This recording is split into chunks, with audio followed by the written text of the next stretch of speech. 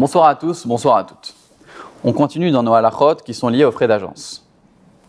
Quelle sera la halacha dans le cas où on propose à un acheteur un bien qui est publié déjà sur les journaux, sur les sites internet, où l'acheteur aurait pu de lui-même arriver à cette donnée-là? Alors on verra qu'il y a différents points de vue. Il y a le point de vue du vendeur et le point de vue de l'acheteur. Désolé. Du point de vue du vendeur, si le vendeur publie la publicité d'un bien sur internet ou sur les journaux et qui précise dans sa publicité sans frais d'agence, ça veut dire qu'il va préciser qu'il n'est pas intéressé à payer de frais d'agence. Si malgré tout vient un agent lui proposer un acheteur, alors est-ce que le fait qu'il a dit sans frais d'agence, ça veut dire que même s'il vient un agent me proposer un acheteur et me rendre ce service, je vais quand même devoir lui payer les frais d'agence ou pas? On se trouve ici face à une marloquette entre les décisionnaires, entre le prix des voix et le shoot mahari. Le prix des voix nous enseigne, si vous vous rappelez bien, dans la première vidéo, on avait dit que si personne ne sollicite l'agent, mais de lui-même il vient proposer son service, alors dans ce cas-là, il a un din de Yored les Torsde Chavero, ça veut dire il a un titre de quelqu'un qui procure un service et qui va profiter finalement le vendeur, même si le vendeur ne lui a pas demandé ce service-là. D'après le prix des voix, on rentre ici dans cette dimension de Yored les Torsde Chavero et il aura quand même l'obligation de payer les frais d'agence.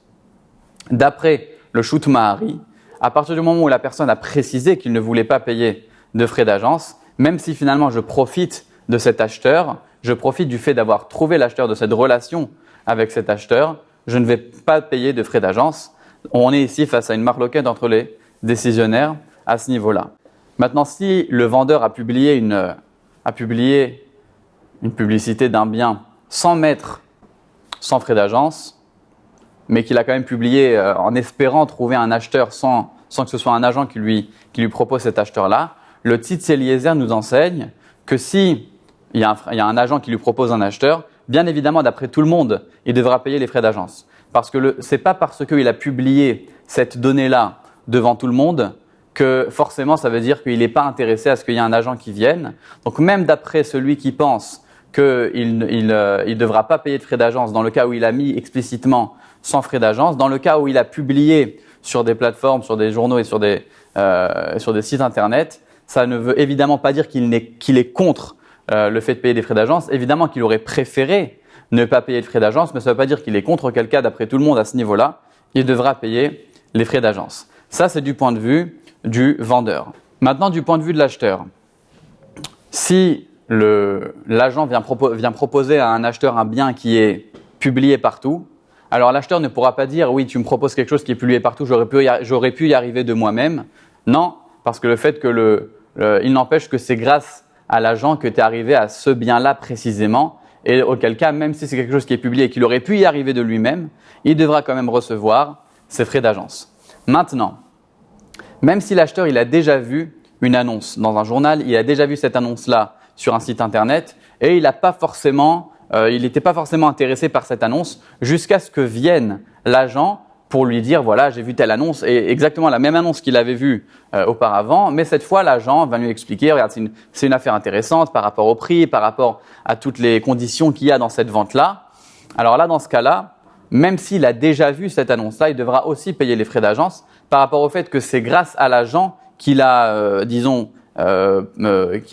trouvé finalement cette affaire intéressante. Sans l'agent, il n'aurait pas concrétisé la vente, il n'aurait même pas été intéressé. C'est grâce à l'agent et à sa connaissance du terrain qu'il a pu s'intéresser finalement à ce produit précisément. Et c'est par rapport à ça qu'il devra payer aussi les frais d'agence. Maintenant, si l'agent lui propose un produit, et suite à cette proposition, l'acheteur lui-même, il va trouver exactement ce même produit qui a été proposé par l'agent sur un site internet ou dans des journaux, et vient l'acheteur dire à l'agent écoute, tu me l'as proposé, mais moi de toutes les façons j'y serais arrivé.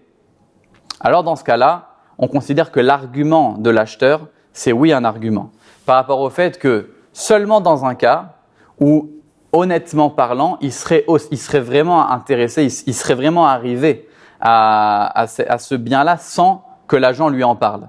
Si c'est grâce au fait que l'agent lui en a parlé au préalable et que du coup ça